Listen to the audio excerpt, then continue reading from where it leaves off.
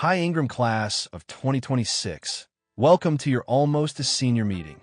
Just in case you forgot, here's our Ingram school counselors with a special affirmation post. Here's a slide to remind you that this presentation is available in your graduating class folder of your school counselor HS Schoology pages. In it, you can find a recording of this video, the slides, a copy of the script that I am reading from in case you need to translate it, and an accompanying packet. This presentation and the packet will also be emailed to your parents to reference as well. We have 5 topics to cover today, a timeline of important tasks to prepare for and keep up with as a 12th grader, a quick look at college applications, thinking ahead to what post-high school options you may be interested in, a quick overview of financial aid, and some hot tips for you to consider at the end. Let's get into the 12th grade timeline. These tasks and tips are all geared toward preparing you for the many steps of applying to colleges. The first thing you're going to want to do is finish this semester strong. Yes, preparing for senior year starts now. This will be the last time you put on paper the best grades possible for your high school transcript. This is the transcript that will accompany your college application and give the future colleges you apply to their first impressions of you. Colleges are looking at your past, present, and future grades. So be sure to get help if you need it from your teachers, attend after-school tutoring, and talk to your counselor if you need help in finalizing the semester. You should also start your college list if you haven't done so yet. When thinking about the colleges you want to apply to, think of them in 3 different categories: reach schools, match schools, and option or safety schools. Reach schools are ones in which your GPA and test scores are below the college's accepted students' averages. Match schools are ones in which your GPA and test scores match up nicely with the school's accepted student averages. Option or safety schools are ones in which your GPA and test scores are well above the college's accepted student average. When creating a college list, come up with about 2 schools in each category. If you need help finding schools that meet these categories, use the Big Future tool from College Board. First, type in bigfuture.org in your internet browser. You will be greeted with a page that looks like this. In the top right hand of your screen, click Sign In. Once you see this screen, we are going to click Don't Have an Account and make ourselves a College Board account. Answer all the questions with a black star next to it, and make sure you include Ingram High School. Once you have created an account, go back to the upper right and click My Big Future and then My College List. We're going to explore colleges. At the top, you'll see different ways you can search and filter colleges. If you have an idea of what you'd like to prioritize when looking for a college, you can use these to narrow your search. For example, let's click on Majors. You'll see a giant list of subject areas you can major in. Let's look at culinary arts. You can be specific with this search or broad. If we click this box at the top, it will automatically select all 3 culinary arts majors. If we know we want to do baking or becoming a chef, we can click these individual boxes. Let's click Add and show colleges.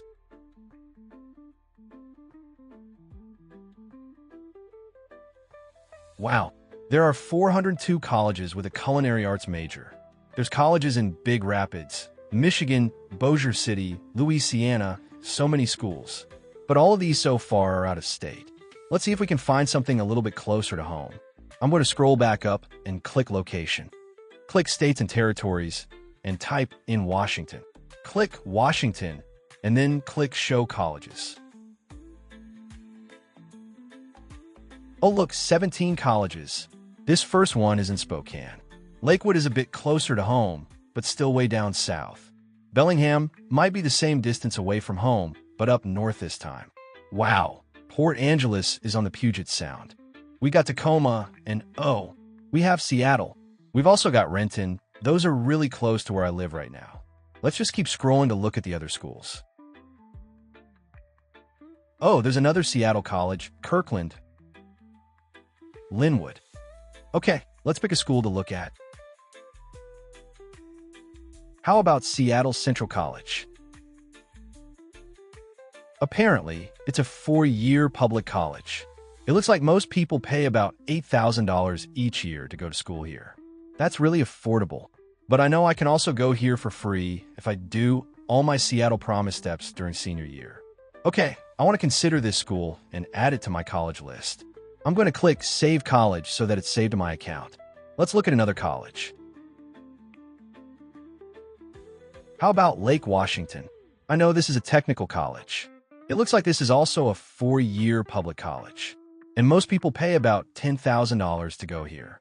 That's not too bad. I don't know much about this school, so I'm going to scroll down and look at some more information. Here's the contact information for Lake Washington if I have any questions. Oh, and it looks like they have their own individual application.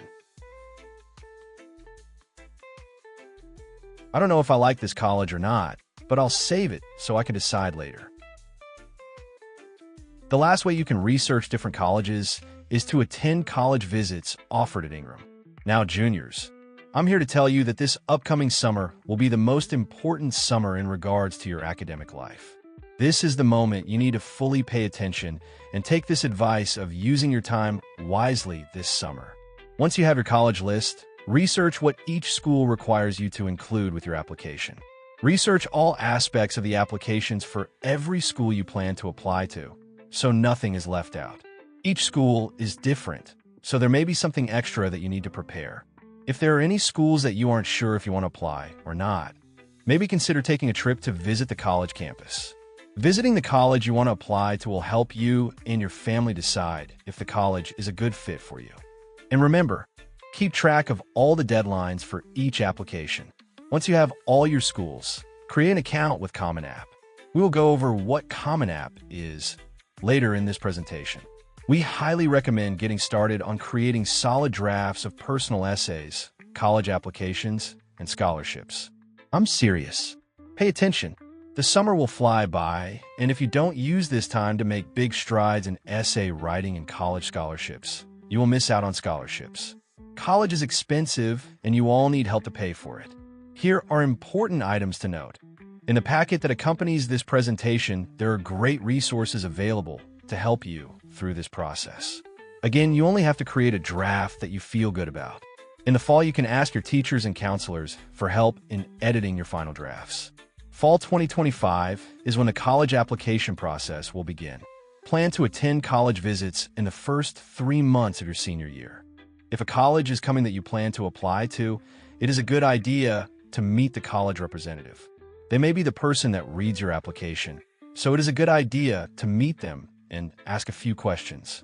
If you are applying to a college that requires letters of recommendation, normally only private schools, plan to ask your recommender with at least 3 weeks' notice. There will be an SAT test offered in October. It is a good idea to take this test. If you do well, you can include it in your application and use it to fulfill high school graduation requirements for a pathway. In November, applications for early action and early decision are due. There is more information in the packet about these types of applications. You should also plan to complete the FAFSA-WASFA in the fall along with college-based scholarships. This last task is a year-long item, but pay more attention to scholarships deadlines in the first half of senior year. Next fall-winter, you will apply to most schools during the months of November-March. Make sure you know the deadlines of your colleges and don't be late. They will not accept an application past the deadline. Remember to also finish your remaining graduation requirements. You can't move on to college until you finish high school. Remember what we said about deadlines? If you plan to apply for the Seattle Promise, the deadline will be mid-February. This is another deadline that you cannot miss. You will do the most work on scholarships during this time as well. You can check with your counselor if you need to know what you have left to do. In the spring, keep looking for scholarships. Admission decisions also start, and after you are admitted, you will receive a financial aid award letter. You can reach out to the financial aid office if you need help interpreting the offer. On May 1st, after you've weighed all your options, you will make a decision on where you will go after high school. Make sure that you finish the year strong. Colleges can rescind admissions offers if your academic performance changes. It really does happen. Once all of that is done, in mid-June, you will graduate from high school. Oh man, if I have a lot of colleges on my list, how will I get them all completed? Let us introduce to you the Common Application, also known as Common App. Here's what you can expect from the different people involved with the application process. From you, the students, you will need to create a Common App account so you can select the schools you are interested in applying to. The Common App has a lot of parts for you to complete, but you will only need to do this once, and the information will be sent to all the colleges you include in your Common App. The most important part here is to invite your school counselor to your Common App. We can't do our part if we aren't included in your Common App. Once we are added, we will be able to send transcripts to the schools you are applying to. We will also fill out a student school profile. Lastly, teachers will write you a letter of recommendation if you need it. Start asking your teachers as soon as possible to write you a letter if you know that you need it. Sometimes teachers will have a limit on how many letters they will write to students. As a courtesy, please give teachers at least 3 weeks before your deadline to give them time to write your letter. Part of the college application process is to write a personal statement. The Common App provides 7 prompts that you can choose from. When you're thinking about making a draft of your personal statement over the summer, you can pick one of the prompts on the list here. We have spent most of the first half of this presentation talking about the steps for a person to get ready to apply to 4-year colleges.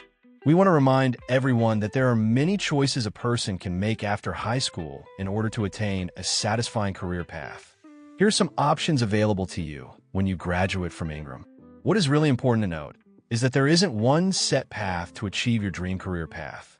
For example, I worked with a counselor whose path had started with the military first, then later attended a 2-year college, and then transferred to a 4-year college. That person ended up doing the same job that I was doing, but took a different path. All paths in achieving your goals are acceptable, and there are many ways a person can achieve their dream job. Some students decide to take a gap year after graduating from high school. Circumstances can range from a family emergency to personally not knowing what to do with your life.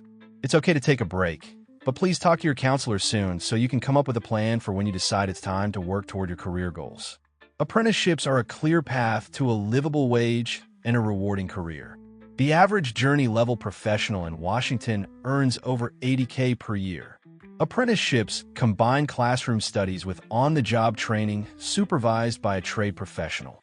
Some examples include aerospace, medical, construction, software, technology, and tattooing. Find out more on the Washington Labor and Industries website. For a military path, you can find the most up-to-date information on todaysmilitary.com. There, you can explore the different branches of the military. In the military, you can learn useful trades or make a career in the military. There are 2 main paths of enlisted and officer. Commissioned officers normally enter the military with a 4-year degree. You can also enlist in the military without a degree. Taking the ASVAB will let you know which jobs that you can apply to in the military. You can also decide to go to a 2-year college and earn your associate degree or earn a certificate first. You can use your associate degree to transfer your credits to a 4-year college. This is really helpful because the first 90 credits of a bachelor 4-year degree are typically spent completing what are called general education requirements. These classes are not directly tied to your major, but may prepare you for it. Some 2-year colleges may even offer a bachelor's degree for specific majors. With a 2-year experience, you get to live closer to home and save a lot of money. And with Seattle Promise, you can save even more money. As long as you graduate from Ingram, you're able to get 2 years or 90 credits of college credit for free at any of the Seattle colleges. You can learn more by clicking the link in the PowerPoint. Learn more here. Technical schools have all the perks of a 2-year college, and the ways they teach the classes at these schools are more hands-on. They prepare you for a specific career, and often you will leave having gained actual experience in the job you are studying. We talk a lot about 4-year colleges. By going to a 4-year college, you will complete a bachelor's degree and get more knowledge about a field study. After completing your bachelor's degree, you can decide if you want to continue on to a master's or doctorate degree. This is not always required and depends on the career that you want. Here is some really great information about scholarships, grants, and financial aid to pay for your post-high school education. First on the list is FAFSA and WASFA. This is the first step many people take to finance their college aspirations. In regard to understanding if you should fill out the FAFSA or WASFA, a person should complete the WASFA if they are undocumented or do not qualify for federal financial aid because of their immigration status. For all other students, they will fill out the FAFSA. The other bullet points are organizations with access to scholarships. Many of them have students fill out a profile, and scholarships that match a student's profile will be emailed to the student. You are welcome to click on these hyperlinks in the slides associated with this presentation in the Counselor Schoology page under Class of 2026. Lastly, the Naviance Scholarship Search List is also a one-stop shop for many scholarships. Please take a moment and check it out. You can find it once you click on colleges on the right-hand side of the screen. As a high school counselor, we have all learned some tips over the years. The first tip is if you plan to apply out of state, check out WUE. There is more information about this in the packet, but basically, it is a tuition savings program that makes tuition for schools out of Washington State more affordable. Almost all undergraduate degrees are available. Make sure to check out the junior packet for a list of participating colleges. Here's hot tip number 2. This comes directly from a few visits I had with about 10 admission counselors. Admission counselors take note of all of the times that you interact with their university. When you show up for college visits, call and ask for help with your application, or visit the college admission boards take note of these interactions and use it in deciding whether to take one applicant or another that hasn't interacted at all. It demonstrates to the university that you really want to attend their school. For hot tip number 3, Mr. Malaki has a personal story related to this, and it's signing up for the NCAA Clearinghouse. When he graduated from high school, he went on and attended Washington State University and played football for them. He didn't create an account with the Clearinghouse until he arrived on campus in the fall. The players who didn't start for WSU were allowed to compete in exhibition games against local junior colleges. Since he didn't sign up with the Clearinghouse until he arrived in the fall, he wasn't allowed to compete in any of those exhibition games, which was a total bum deal. So please learn from his lesson. If you plan on playing Division I or II athletics, please sign up with the NCAA Clearinghouse by the end of junior year so that you have ample time for your application to be processed. The Clearinghouse process takes a very long time. Attached to this slide is a link to the NCAA Clearinghouse. And for our last hot tip, this is about social media. If you use social media, you can also use that as a way to explore colleges and learn about different scholarships that may be available. Pay attention to what your own social media looks like, and make sure that you are okay with college admissions offices or future employers looking at it. Also, make sure that your email handle is appropriate and professional when interacting with colleges and scholarships. That's all we have today. Please remember that you can review all of this information on Schoology. If you have any questions, we will be answering them in class now.